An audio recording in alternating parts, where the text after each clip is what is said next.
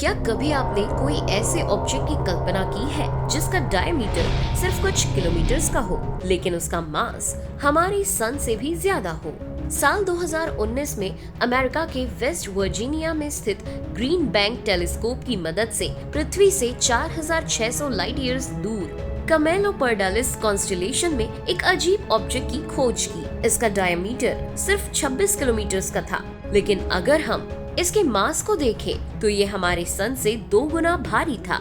इस ऑब्जेक्ट का नाम है PSR J0740+6620 और ये एक न्यूट्रॉन स्टार है। स्पेस एक्सप्लोरेशन के इतिहास में हम ऐसे कई न्यूट्रॉन स्टार की खोज कर चुके हैं, लेकिन क्या कभी आपने सोचा है कि आखिर ये न्यूट्रॉन स्टार होता क्या है? इसके इतने ज्यादा मैसिव होने का क्या कारण है और क्या होता अगर हमारे सोलर सिस्टम में सन की जगह कोई न्यूट्रॉन स्टार होता? प्रकृति का नियम है कि जो भी चीज जन्म लेती है वो एक दिन मरती जरूर है। हम अपने यूनिवर्स में जो भी स्टार्स देखते हैं वो इंटरस्टेलर क्लाउड्स में कॉस्मिक डस्ट से जन्म लेते हैं और एक दिन खत्म भी हो जाते हैं। एग्जाम्पल के लिए हमारे सन का जन्म आज से 460 करोड़ साल पहले हुआ था और साइंटिस्ट्स का मानना है कि आने वाले 540 करोड़ सालों में सूर्य खत्म हो जाएगा। किसी स्टार के खत्म होने के इवेंट को हम सुपरनोवा एक्सप्लोजन कहते हैं।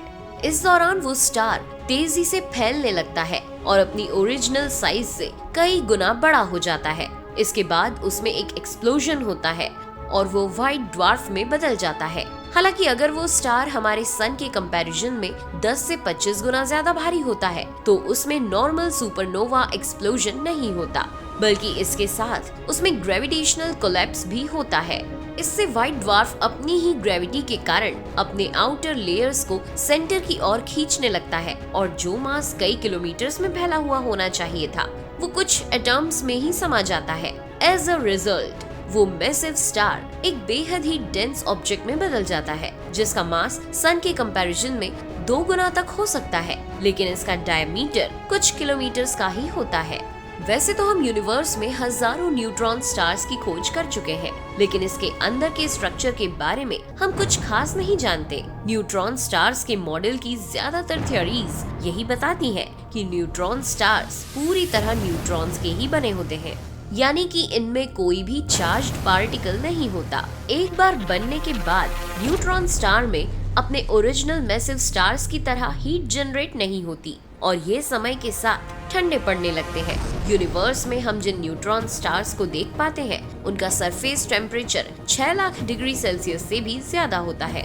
हमारे मिल्की वे में ही करीब 100 करोड़ न्यूट्रॉन स्टार्स होने का अनुमान है, लेकिन इनमें से ज्यादातर न्यूट्रॉन स्टार्स इतने पुराने हैं कि अपनी सारी रेडिएंट एनर्जी खो चुके हैं और चमकना बंद कर चुके हैं। वीडियो की शुरुआत में हमने आपको PSR J0740+6620 नाम के जिस न्यूट्रॉन स्टार के बारे में बताया था वो यूनिवर्स में आज तक का खोजा गया सबसे विशाल न्यूट्रॉन स्टार है। न्यूट्रॉन स्टार के वजन को आप एक सिंपल कंपैरिजन से समझ सकते हैं। अगर आप न्यूट्रॉन स्टार का एक मार्बल यानी कि कांचा लेते हैं तो उसका मास हिमालय पर्वत के बराबर होगा। न्यूट्रॉन स्टार्स की मैग्नेटिक फील्ड पृथ्वी की मैग्नेटिक फील्ड के कंपैरिजन में 1 क्वाड्रिलियन यानी कि 10 करोड़ गुना ज्यादा होती है। वहीं इसकी ग्रेविटेशनल फील्ड पृथ्वी की सरफेस से 20,000 करोड़ गुना ज्यादा होती है।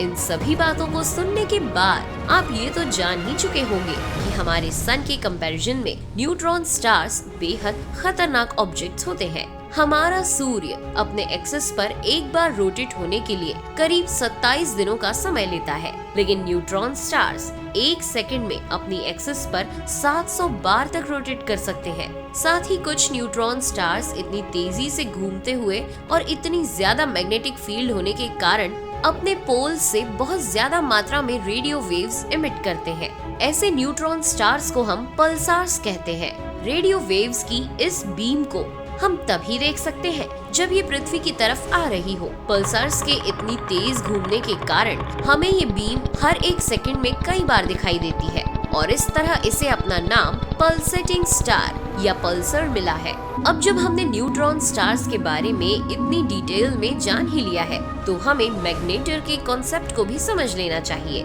मैग्नेटर ऐसे न्यूट्रॉन स्टार को कहते हैं जिसकी मैग्नेटिक फील्ड न्यूट्रॉन स्टार से भी कई हजार गुना ज्यादा होती है। फिलहाल अभी तक हमें यूनिवर्स में सिर्फ 24 ही मैग्नेटर मिले हैं। वैसे क्या कभी आपने सोचा है कि अगर हमारा सूर्य एक न्यूट्रॉन स्टार में बदल जाए तो क्या होगा? यानी कि अगर एक न्यूट्रॉन स्टार हमारे सोलर सिस्टम का सेंटर होता तो हमारे सोलर सिस्टम में क्या चेंजेस देखने को मिल सकते हैं? सबसे पहले तो आपको ये जान लेना चाहिए कि हमारा सूर्य कभी भी एक न्यूट्रॉन स्टार नहीं बन सकता, क्योंकि जैसा कि पहले ही बताया था, एक न्यूट्रॉन स्टार के फॉर्मेशन के लिए स्टार का वजन सूर्य के कंपैरिजन में 10 से 25 गुना ज्यादा होना चाहिए, जो कि हमारे सूर्य का है ही नहीं। लेकिन इंसानी क्यूरियोसिटी रियलिटी के पार भी तो जा सकती है ना? चलिए हम मान लेते हैं कि हमारा सूर्य एक न्यूट्रॉन स्टार बन जाता है और अब वही न्यूट्रॉन स्टार हमारी सोलर सिस्टम का सेंटर भी है। ऐसी कंडीशन में न्यूट्रॉन स्टार की अनबिलीवेबल ग्रेविटी सोलर सिस्टम के सभी इनर प्लैनेट्स को एक एक करके अपनी तरफ खींच लेगी और ये प्लैनेट्स न्यूट्रॉन स्टार से टकराकर डिस्ट्रॉय हो जाएंगे। हालांकि आउटर प्लैनेट्स इस कंडीशन में स्टेबल बने रह सकते हैं, तो क्या न्यूट्रॉन स्टार्स के अराउंड प्लैनेट्स एग्जिस्ट नहीं कर सकते? ऐसा बिल्कुल भी नहीं है। इनफैक्ट सोलर सिस्टम के बाहर हम इंसानों ने जो पहला एक्सोप्लैनेट खोजा था वो भी PSR B1257+12 नाम के एक पल्सर के अराउंड ही मिला था। अगर हम हमेशा से किसी न्यूट्रॉन स्टार का चक्कर लगा रहे होते तो सोलर सिस्टम के सारे ऑब्जेक्ट्स अपने आप ही इसकी ग्रेविटी के बीच स्टेबिलिटी खोज लेते। हालांकि एक फास्ट रोटेटिंग पल्सर के अराउंड आप पृथ्वी जैसा प्लेनेट होने की अटकलें नहीं लगा सकते जहां पर इंसानों जैसे जीव रहते हो, क्योंकि इससे निकलने वाले रेडियो वेव्स और गामा रेडिएशन इंसानी सिविलाइजेशन का विनाश कर देंगी। और अगर हमारा सेंटर कोई मैग्नेटर हो तो फिर तो ये जुपिटर और सैटर्न तक का जीना मुश्किल कर सकता है। अपनी इंटेंस मैग्नेटिक फील्ड के कारण ये उनके एटमॉस्फेयर में प्रेजेंट गैस को खींच लेगा और अंत में सिर्फ इनकी कोर ही बचेंगी। न्यूट्रॉन स्टार्स के फास्ट रोटेशन के कारण ये स्पेस में भी तेजी से ट्रेवल करते हैं और अपनी इंटेंस ग्रेविटी के कारण आसपास के स्टार्स को खींच लेते हैं। अगर ऐसा कुछ हमारे सोलर सिस्टम में होता है तो न सिर्फ वो स्टार खत्म होगा बल्कि सोलर सिस्टम का सारा मैकेनिज्म ही तबाह हो जाएगा। आई होप कि इस वीडियो के थ्रू हमने आपको न्यूट्रॉन स्टार्स के बारे में सब कुछ बता दिया है। आपको आज का ये वीडियो कैसा लगा हमें नीचे कमेंट करके जरूर बताएं। वीडियो पसंद आया हो तो लाइक करें और अपने दोस्तों के साथ शेयर करें। हमारी वीडियोस को अंग्रेजी में देखने के लिए अद्भुत मिस्ट्री इंग्लिश को सब्सक्राइब जरूर करें। और अगर अभी तक आपने हमारे नए चैनल इट्स अमेजिंग को सब्सक्राइब नहीं किया है तो जल्दी से इसे सब्सक्राइब करके बेल आइकन दबा लें। मैं हूँ आपकी दोस्त नेहा आगरकर। फिर मिलेंगे अगले वीडियो में नए टॉपिक के साथ। तब तक के लिए हमें दे आज्ञा। नमस्कार।